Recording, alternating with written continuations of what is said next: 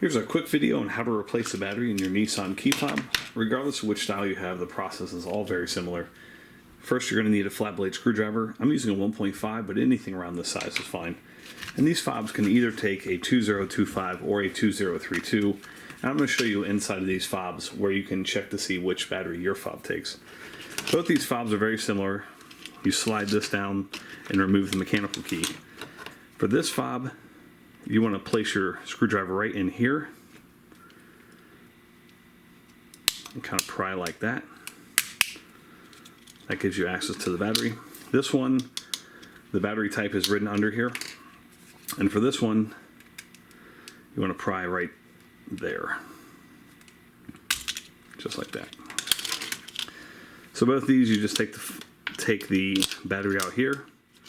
And this is where it tells you which one it takes. That says a 2025, but someone actually put a 2032 in here.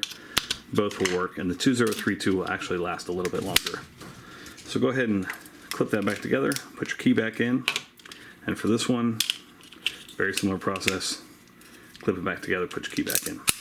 There's no need to reprogram any of these. Hope this video was helpful. Make sure you hit that thumbs up button.